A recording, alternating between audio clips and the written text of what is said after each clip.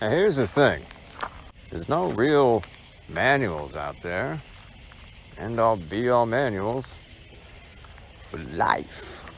Oh sure, there's manuals and there's guidebooks. They're filled with a lot of crap. The kernels of truth sprinkled throughout. And just by experience, a bit of conditioning and day-to-day stuff, might latch on to one of those user manuals and get all this is the way with it for as long as possible until this is the way hits a brick fucking wall or falls into a sarlacc pit. And no. Got all the cricketeering out here again and all the other shit going on out here in the swamp. If you want to know a bit more about what I mean by that, go check out my video called Lurid Tales from the Swamps. But anyway, if you check that out, you get your fill of all the swamp talk you're looking for. It's a big open marketplace of ideas.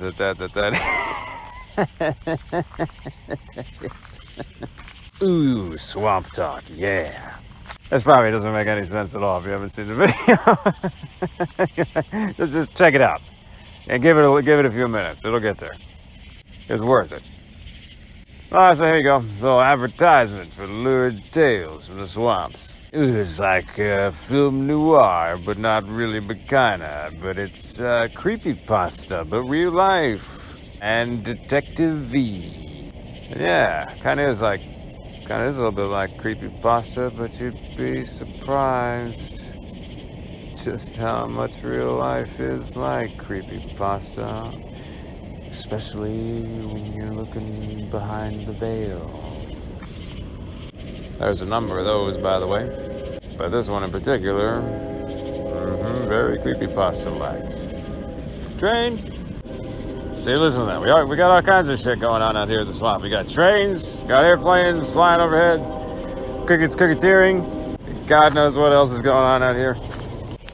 But anyway, we've got a little bit less of a lurid swamp talk here tonight. Because tonight we're talking about user manuals for life.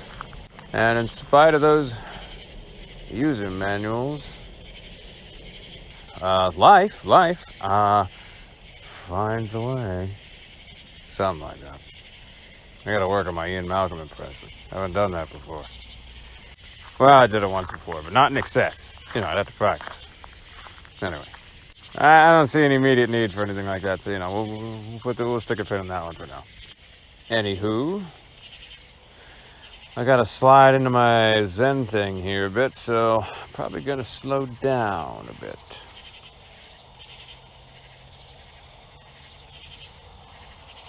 Yeah, we're getting there. That's organic Zen, too, by the way. It's not like, it's nothing forceful. It's Environomicon Zen. Not that the idea of Zen is meant to be forceful, of course. I just think that the way it's often portrayed and proposed, especially superficially, or without clearing out the internal systems in the body and the mind and the operating systems and touching those up a bit, well, might have some trouble. Because that's the thing with all this zombie talk, by the way. And if you don't know what I mean by that, just look at any video with the title Narcissism or Zombie in it. You'll get the idea. But here's the thing. Aren't we all kind of dead inside? At least a little bit? No matter what's going on your side of the swamp, if you will. Or, my God, if you want to get really fancy, some vague, nameless town center out there. Yeah, that's the thing. I think in order to be able to pull out those little kernels of truth from the user manuals out there, one has to clean up the inner landscape and start resurrecting Everything is dead inside. Getting all extra hard with it, and standoffish, and conflictoratory. There's another V term for you that doesn't exist. But it does now, because I said it. What are you going to do? I know. Go back in your dirty little cabin, V, and read your stupid books and your stupid encyclopedia, dictionary. Learn some real words. Fucking stupid. So yeah, one way to see what's kind of dead inside, you could take a look at the things I like to call, we say the things we say when we say them. What does that mean? That means platitudes. Things that we say because other people say them. And go along with them because we should think that. We should feel that way. Maybe we want to. Especially if we want to, well, why don't you get down in there? Get on the inside. Not the outside if you're inside out. I've got a video that talks about that too. Out of your head too. Borderlines and warm bodies, maybe. That's a reference to the movie, Warm Bodies. I'd recommend it. Got a video about that too. It's called Why I Call Them Zombies. I didn't mean for this video to have so many personal endorsements in it, but, that's what's happened, so there we go. Yeah, my name is V, and I recommend my own material. Surprise, surprise. And at the same time, for whatever it's worth. Yeah, V's been around the block here, so to speak. A lot of them. And a lot of user manuals. Finding little pieces and kernels of truth. Intuitively, often. Seeing what works, what doesn't. What fits together, what's homogeneous. With the genomic expression, the internal blueprint, because that blueprint and that genomic expression wants to come out. And the Environomicon, if you will, wants it to come out too, somehow, some way. Even though it's working around the side effects and aftershocks of the Necronomicon, if you will, figuratively speaking, metaphorically speaking. And that's the thing with the Environomicon. It's very experimental. And I guess you could say everybody who's been taking part in it is kind of doing their thing in their own way, but also in a way that's homogeneous with the Environomicon. Well, let me rephrase that.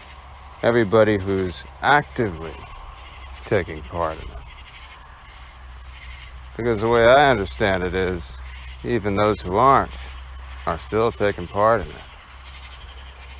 It seems like even in some weird way, even those who more instinctively, through developmental traumas and God knows what else could be going on there, support something more akin to the Necronomicon,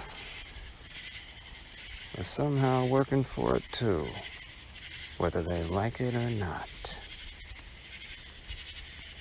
Or the Environomicon is just kind of growing around it and through it. Something like that. So, there's that.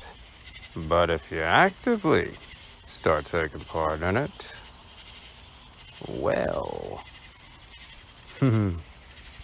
Which, of course, means learning how. Which is a big part of what this is all about. And if you don't know what I mean by that and what that is, well, then guess what you can do? You can go on over into my library, and you can look up a video that says, what is the Environomicon? Surprise, surprise.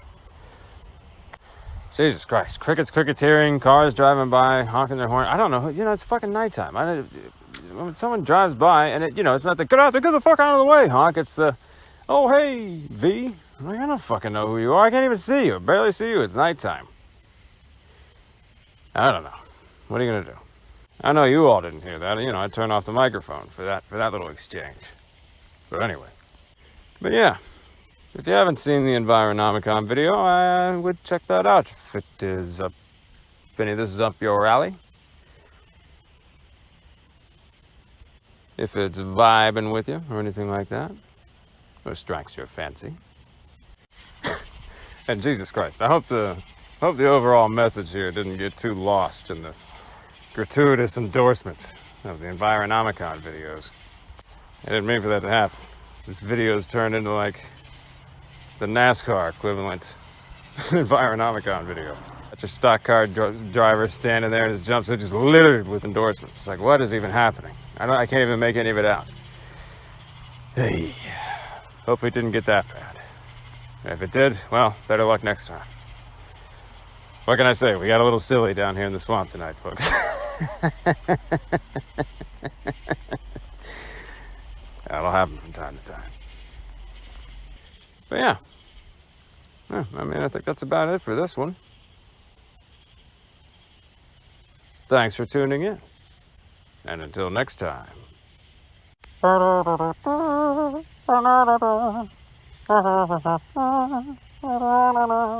I love those swamp tunes. That's what we listen to out here in the swamp.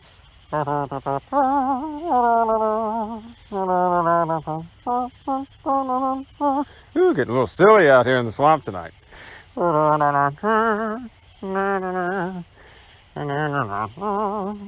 Might have to burn a copy of this for the zombies.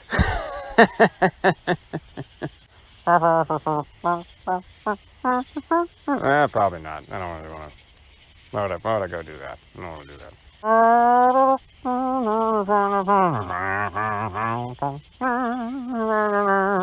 Oh, I know. Burn a copy of it for that sexy lady who works at the grocery store in the vague nameless town center. I